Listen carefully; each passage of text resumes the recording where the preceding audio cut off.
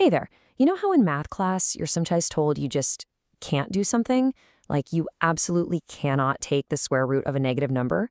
Well, today we're going to talk about what happened when mathematicians decided to just go for it anyway. We are diving into the world of complex numbers, and trust me, it's way more elegant and useful than it sounds. So here's the game plan. We'll kick things off with a simple problem that our normal numbers can't handle. Then we'll meet the imaginary hero of our story.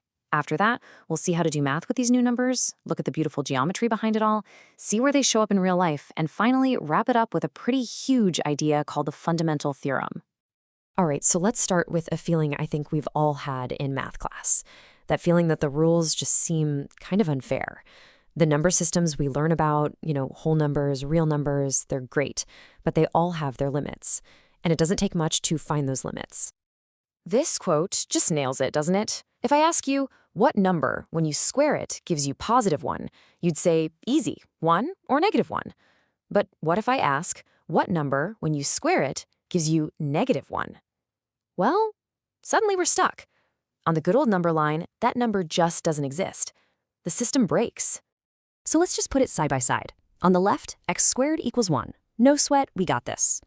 But on the right, x squared equals -1? It's like hitting a brick wall. For literally centuries, this was just considered impossible. And then, a few brilliant mathematicians had a really wild thought. What if we just invented a number that could do it? And that wild thought leads us to this incredibly elegant solution.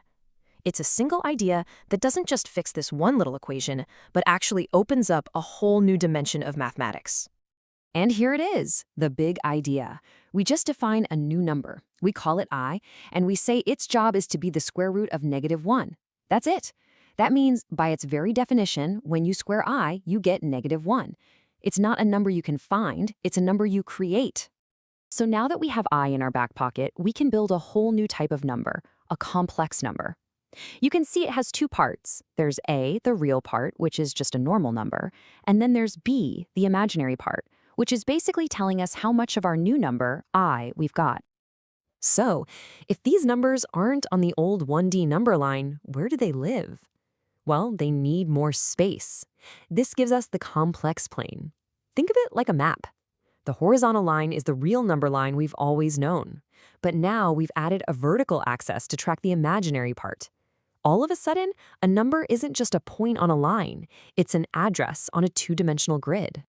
Okay, so we have these new two-part numbers. How do we actually do math with them? You might think it's going to be a bunch of brand new, confusing rules, but it's actually just the algebra you already know, with one really cool twist. Adding and subtracting is totally straightforward. You just keep the real parts together and the imaginary parts together. It's just like combining like terms in algebra class. Real with real, imaginary with imaginary. Simple as that. Now, multiplication is where things get a little more fun. At first, you just treat it like any other algebra problem and use the FOIL method. But then you get to step 3, and this is the twist. Anywhere you see an I squared, you get to swap it out for a -1. That's the whole game. And just like that, it all cleans up into a nice new complex number. All right, so division. This looks a little scary, right? You can't just divide by 4 plus 3i. The goal here is to somehow get that I out of the denominator, to turn the bottom of the fraction into a plain old real number. But how? The secret is a really clever trick called the complex conjugate. All you do is take your complex number and just flip the sign of the imaginary part. And here's why that's so cool. When you multiply a number by its conjugate, the I terms in the middle always cancel out, and the I squared becomes a real number. It's a guaranteed way to make the denominator real every single time. So the algebra works. It's neat, but honestly, it's just pushing symbols around on a page. The real aha moment, the point where this all really clicks, is when you stop thinking about the algebra and start looking at the geometry of what's happening on the complex plane. So there are two ways to describe any point on this plane. The first way is what we've been doing. You go A units left to right, and then B units up or down. That's the Cartesian form. But there's another way. You can just point in a direction. That's the angle theta, and then say how far to go. That's the distance r. That's the polar form. Both get you to the same place, but that polar view, it's about to show us something incredible. And here it is. This is the mind-blowing part. Remember that messy FOIL multiplication we did? Well, geometrically, what you're actually doing is something beautiful and simple. You are rotating and stretching. When you multiply two complex numbers, you just add their angles to get the new angle, and you multiply their lengths to get the new length. The algebra is just a description of a rotation and a scaling. Okay, this is all fascinating, but is it just a beautiful math game? Not even close. It turns out these so-called imaginary numbers are absolutely essential for describing the real world. They are running in the background of everything from the electricity in our walls to the signal in your phone. Let's just take electrical engineering.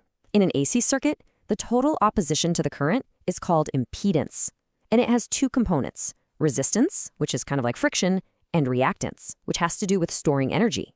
Well, what has two parts? A complex number. Resistance becomes the real part, reactance becomes the imaginary part. It's a perfect match. Oh, and you might notice engineers use J instead of I. That's just because I was already taken for current. And the list just goes on. The applications are everywhere, and they all have something in common. They involve waves or rotations or things that oscillate. That's why complex numbers are crucial for processing signals, analyzing how a building might vibrate in an earthquake, modeling the flow of water, and even describing the bizarre wave-like nature of particles in quantum mechanics. So let's bring this all the way back to the beginning. We started with one single annoying equation that didn't have a solution. It turns out that by inventing I to solve that one problem, we had accidentally stumbled upon the key to solving every single polynomial equation for good. This right here is the fundamental theorem of algebra, and it is a huge deal. It's a guarantee. It says that no matter what polynomial equation you can dream up, there will always be a solution if you're allowed to use complex numbers. There are no more dead ends. The system is complete.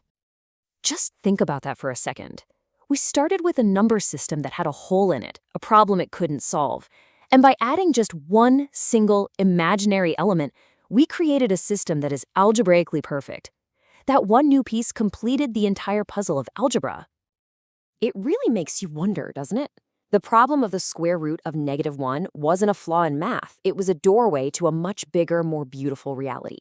What other impossible problems that we're wrestling with today are actually just invitations, gateways to a whole new universe of ideas we haven't even dreamed of yet. Thanks for exploring all this with me.